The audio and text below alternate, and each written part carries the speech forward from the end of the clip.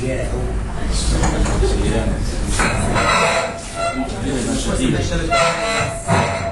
يشتبك إلا مع كرسي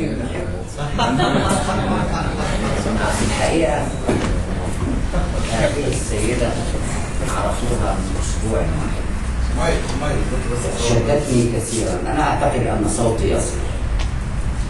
شدتني كثيرا، شدني أنها مبدعة متنوعة الإبداع، تكتب الرواية والشعر وتمارس الفن التشكيلي، شيء خطير، مع أنها أستاذة الكيمياء الحيوية. عايش تجاوزت قدري كما أقول شوقي، وتجرأت أن أكتبه حين جلست إلى الجليل أن أكتب ما سأقوله ثم أقول لكم قصيدة الثورة. هذه القصيدة هذه آنية الآن. بارك الله فيك. جميل. ولتغفر لي ما هذه الآن. فهو خير شعر. ولما رأيتك أيقنت أن الزمان يصالحني بعد طول الخصام، وراحت عرائس شعر العذارى تفض بكارتها في يديك وتشدو بأحلى الكلام. ولما سمحت بأن أدفن الرأس في ناهديك تذوقت عطر الفراديس، لامست بوح الأنوثة، أرهفت أذني لصوت المرايا، وأصبحت أكره يوم الفطام. ولما دخلت لشلالك الاستنائي أسدل حولي خيوطا من النور تطوي بساط الظلام، تطهرني من خطايا التنكر للعشق، تغسلني من غباء البداوة، تغرقني في بحار الغرام. ولما ضممتك غادرت نفسي وسافرت أسبح بين النجوم وأنظمها في عقود من السحر، زهرا يضوع على شرفات الغمام.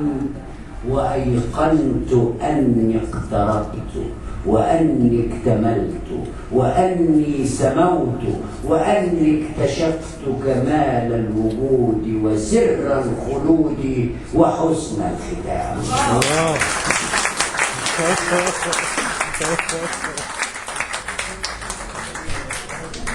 هذه التحية كان ينبغي أن أقولها كمقدم وليس كشعر.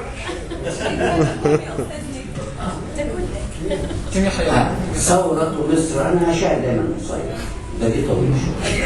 عايزين المحفرة.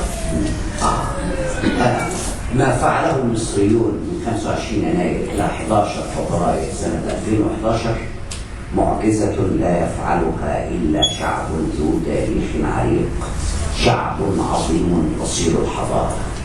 إلى صناع الحضارة الوحي الإلهام لا نصيبه كان عبارة قالها سيلفيو برلوسكوني رئيس وزراء إيطاليا حين سئل خلال أحداث الثورة المصرية ماذا يحدث في مصر؟ قال لهم لا جديد يحدث في مصر، فالمصريون يصنعون التاريخ كعادتهم. ومن هذه العبارة جاء إلهام القصيدة.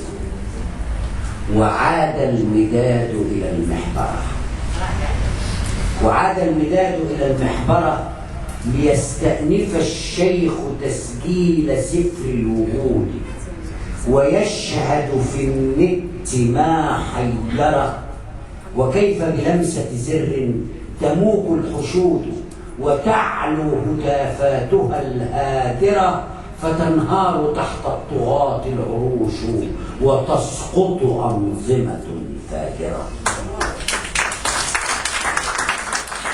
وعاد المداد إلى المحبرة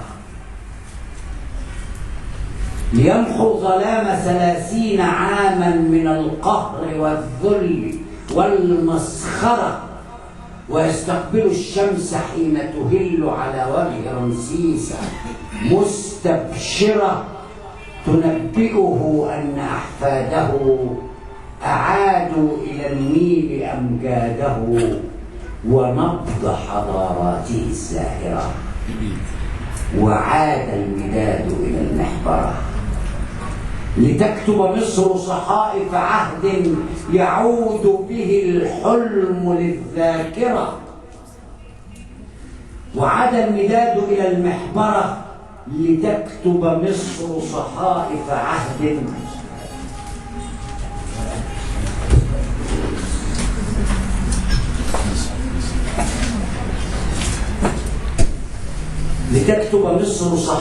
عهد يعود به الحلم للذاكرة، ويرجع عصر الشموخ الأبي لمصر بأصدائه العاطرة يشع على الكون إلهامه كما فاض في الأعصر الغابرة. وعاد المداد إلى المحبرة يؤكد أن بناة الحضارات تبقى إراداتهم ظاهرة، وأن الذين أناروا الظلام بفجر الوجود لهم مقدرة لتعطي الدروس لكل الشعوب وتهتف فيهم هنا القاهرة. وعاد المداد إلى المحبرة لينتفض العرب من خلف مصر جموعا بطول المدى سائرة، وينبهر الكون من حولنا ويمسك أنفاسه الحائرة، يقول أولئك من علموا وما زال تاريخهم مفخرة، وتبقى دماء الشهيد تعيد المداد إلى المحبرة.